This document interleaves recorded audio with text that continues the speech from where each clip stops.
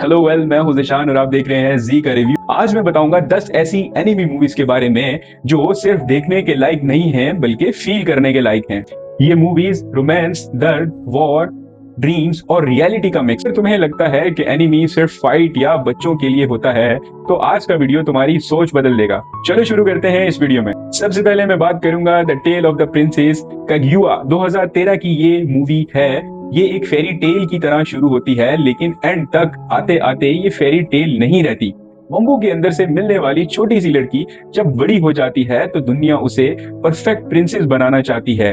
Royal कपड़े, rules, शादी के रिश्ते, लेकिन कोई उससे ये नहीं पूछता कि वो खुद क्या चाहती है। इस मूवी का सबसे बड़ा दर्द ये है कि जब तुम सबको खुश करना चाहो तो खुद को कहीं ना कहीं खो देते हो। और यही रफ आर्ट वर्क आपको दिखाता है कि जब इंसान बहुत सारी जिम्मेदारियों और दूसरों की एक्सपेक्टेशन से बंध जाता है तो वो अपने आप को कैसे कैद में महसूस करता है। भाई गूज बम्स तो तब आते हैं जब वो फेरी टेल प्रिंसेस अपने इमोशन, अपनी फीलिंग्स और अपनी थॉट्स चीख चीख कर बताती है सब। इसकी रिकमेंडेशन की बात करूं तो ये मूवी जिंदगी का सच है, ब्यूटीफुल लेकिन पेनफुल। दूसरे नंबर पर मैं बात करूंगा यस्टरडे 1991। ये मूवी बिल्कुल तुम्हारी जिंदगी जैसी है। टैको एक अडल्ट वुमन है जो कि जॉब करती है लेकिन अंदर से कंफ्यूज है। कंट्री साइड का सफर उसे मजबूर करता है कि वो अपनी चाइल्डहुड यादों का सामना करे। स्कूल के छोटे छोटे मोमेंट्स, फर्स्ट क्रश, एम्बेरसमेंट और वो सपने जो कभी पूरे नहीं हुए। इस मूवी का मैजिक ये है कि यहाँ कोई रोमांटिक सीन नहीं लेकिन हर सीन रियल लगता है। गूज बम्स तब आते हैं जब टैको रियलाइज करती है कि बचपन वाली वो लड़की अब भी उसके अंदर जिंदा है। कंडीशन की बात करूं और तुम अगर लाइफ के किसी फेज में स्टक हो तो ये मूवी तुम्हें बहुत अच्छे से समझा सकती है। तीसरे नंबर पे मैं बात करूंगा द ग्रेव ऑफ फायरफ्लाइज। 1988 की ये रिलीज एनिमी है।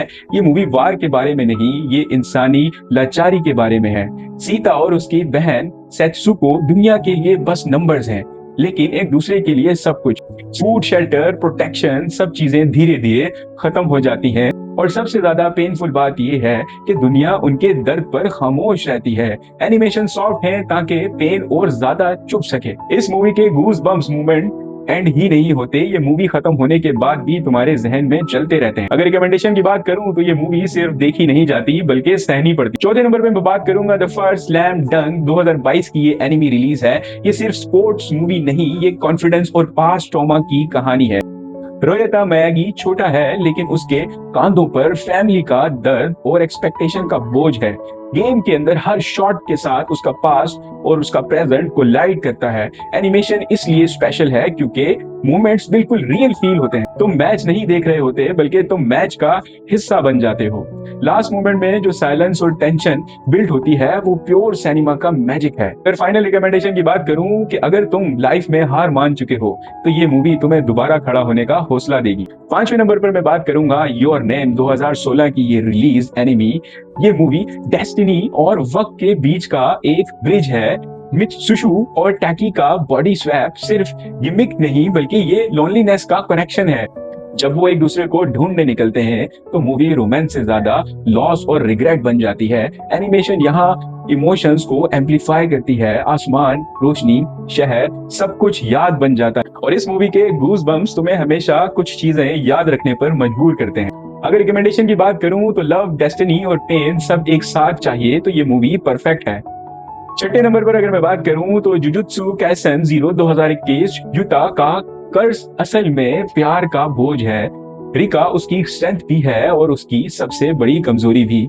मूवी का कोर मैसेज ये है कि बिना प्यार के जीना मुश्किल है लेकिन प्यार का लॉस इंसान को तोड़ देता है। फाइट्स, विजुअल्स ब्रुटल हैं लेकिन इमोशनल लेवल पर और ज्यादा हैवी फील होते हैं। फाइनल रिवेल पे जो रियलाइजेशन होती है वो गूज बम से ज्यादा शॉकिंग लगता है। अगर इसकी रिकमेंडेशन की बात करूं तो अगर तुम डार्क स्टोरीज पसंद करते हो जिनमें दिल भी हो ये मूवी देख सकते हो। सातवें नंबर पर मैं बात करूंगा डेमन स्लेयर मुगेन ट्रेन। 2020 की ये रिलीज एनिमी है। ये मूवी सपनों और हकीकत के दरमियान फंसी हुई है।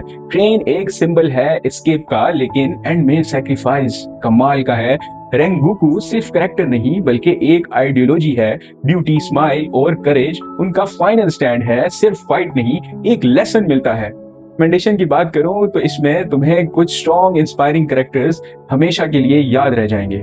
आठवें नंबर पर मैं बात करूंगा किकीज डिलीवरी सर्विस। 1989 की ये रिलीज एनिमी है। किकी का मैजिक खत्म होना असल में सेल्फ डॉट का सिंबल है। जब तुम खुद पर यकीन खो देते हो, जब तुम्हारी एबिलिटीज भी चली जाती हैं, ये मूवी क्वाइटली कहती है कि ग्रो होना पेनफुल होता है लेकिन बहुत जरूरी होता है। अगर इसकी रिकमेंडेशन की बात करूं तो ये सॉफ्ट, वार्म और हीलिंग मूवी है।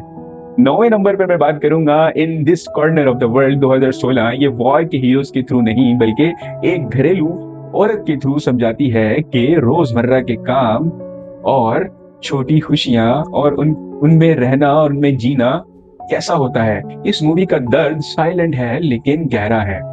अगर मैं रिकमेंडेशन की बात करूं तो मैच्योर और थॉटफुल ऑडियंस के लिए ये मूवी बेस्ट है। 10वें नंबर पर मैं बात करूंगा द बॉय एंड हेरोन 2023 की ये रिलीज एनिमी है।